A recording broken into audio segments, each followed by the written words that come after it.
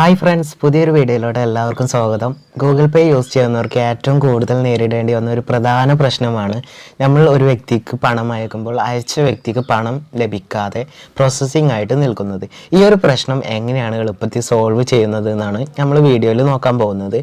എന്തുകൊണ്ടാണ് ഇങ്ങനെ payment stuck ആവുന്നത് അല്ലെങ്കിൽ ഫെയിൽഡ് ആവുന്നത്? അതിൻ്റെ കാരണം പണം അയക്കുന്ന വ്യക്തിയുടെയും സ്വീകരിക്കുന്ന വ്യക്തിയുടെയും ബാങ്കിങ് സെർവർ ഡൗൺ ആവുന്നത് കൊണ്ടാണ് പ്രധാനമായും ഇങ്ങനെ സംഭവിക്കുന്നത്. ഗൂഗിൾ പേ ട്രാൻസാക്ഷൻ നടക്കുന്നത് UPI ID വഴി ആണെന്ന് എല്ലാവർക്കും അറിയാലോ. നിലവിൽ 4 പേയ്മെൻറ്റ് സർവീസ് പ്രൊവൈഡേഴ്സാണ് ഗൂഗിൾ പേയിൽ ഉള്ളത്. നമ്മൾ അഡീഷണൽ ആയിട്ട് ഈ പേയ്മെൻറ്റ് സർവീസ് പ്രൊവൈഡേഴ്സിനെ ആഡ് ചെയ്യുന്നതിലൂടെ നമുക്ക് ഈ ട്രാൻസാക്ഷൻ സക്സസ് റേറ്റ് കൂട്ടാൻ പറ്റും. അതെങ്ങനെയെന്ന് നമുക്ക് നോക്കാം. അതിനായിട്ട് ഞാൻ ഗൂഗിൾ പേ ഓപ്പൺ ചെയ്യുന്നുണ്ട്.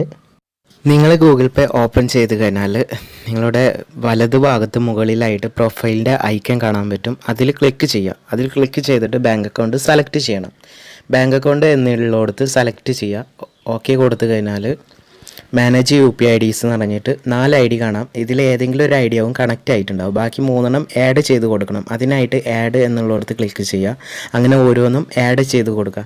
ഇങ്ങനെ ആഡ് ചെയ്യുമ്പോൾ നമ്മുടെ UPI IDs ബാങ്ക് അക്കൗണ്ട് ആയിട്ട് കണക്റ്റ് ആവും. ഇങ്ങനെ ചെയ്യുമ്പോൾ ഒരു സെർവർ ഡൗൺ ആയാലും അടുത്തതുമായി ട്രാൻസാക്ഷൻ നടന്നോളും. ഇതറിയാത്ത ഒരുപാട് കൂട്ടുകാർ നമുക്കിടയിലുണ്ട്. അവർക്ക് ഈ വീഡിയോ ഷെയർ ചെയ്ത് കൊടുക്കുക. അപ്പോൾ ഇന്നത്തെ വീഡിയോ ഇത്രയുള്ളൂ. വീഡിയോ എല്ലാവർക്കും മനസ്സിലായി, ഇഷ്ടപ്പെട്ടു എന്ന് വിചാരിക്കുന്നു. ഈ വീഡിയോയെക്കുറിച്ചിട്ട് എന്തെങ്കിലും അഭിപ്രായങ്ങളും നിർദ്ദേശങ്ങളും ഉണ്ടെങ്കിൽ നിങ്ങൾ കമൻറ്റ് ചെയ്യുക. പിന്നെ ഈ ചാനൽ സബ്സ്ക്രൈബ് ചെയ്യാത്ത ആരെങ്കിലും കാണുന്നുണ്ടെങ്കിൽ എന്തായാലും സബ്സ്ക്രൈബ് ചെയ്യുക. അപ്പോൾ ഇതുപോലത്തെ നല്ല നല്ല വീഡിയോസായിട്ട് നമുക്ക് പിന്നെയും കാണാം. അതുവരേക്കും ബൈ.